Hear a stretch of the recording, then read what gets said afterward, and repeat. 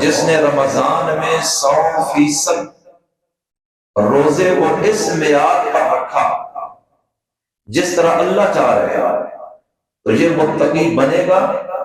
اور باقی 11 مہینے کی اس کی زندگی پہلی زندگی سے مختلف ہو جائے گی۔ اور اگر یہ روزے کے دوران بھی جھوٹ بولتا ہے، حسد، بخل، کینہ، کھوٹ، گالی گلوچ، غیبت، دھوکہ، خیانت، تو اس بھوک پیاس کا کیا فائدہ ہے؟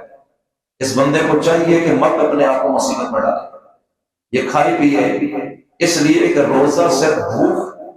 بھوک کا نام نہیں ہے۔ من لم یدع قول الزور والعمل به، نبی کریم علیہ السلام نے فرمایا کہ جو شخص جھوٹ نہیں چھوڑتا اور اپنی عملی زندگی بھی جھوٹ سے باہر نہیں نکالتا، فلیس للہ حاجہ ان یدع طعامہ وشرابہ، تو اللہ کو کوئی حاجت اس بات کی نہیں کہ یہ کھانا پینا چھوڑے۔ اللہ کو کیا فائدہ ہے اس کے بھوکا رہنے کا؟ تو اصل روزہ تو گناہ سے بچنے کا ہے، اصل روزہ تو اللہ کی نافرمانی سے بچنے کا ہے، اصل روزہ تو سود، رشوت اور جوئے سے بچنے کا ہے، اصل روزہ تو ظلم اور معصیت سے بچنے کا نام ہے، اصل روزہ بد نظری اور زنا سے بچنے کا نام ہے، اصل روزہ ظالم کا ساتھ دینے سے رک جانے کا نام ہے، اصل روزہ تو دوسرے کی حقوق پر ڈاکہ مارنے سے روکنے کا نام ہے، اور اصل روزہ تو نیت کو درست کرنا ہے اور برے کاموں اور گندے اخلاق سے رکنے کا نام ہے۔ اور اگر یہ ان باتوں اور کاموں سے رک نہیں رہا تو نبی کریم علیہ السلام نے فرمایا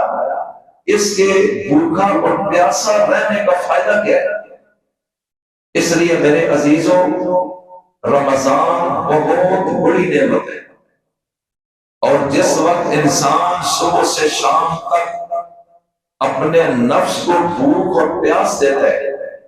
تو نفس کمزور ہوتا ہے، کیونکہ یہ نفس انسان کو ابھارتا ہے برے کاموں پر، یہ اس سے گندے کام کرواتا ہے، اپنی خواہشات پوری کرواتا ہے،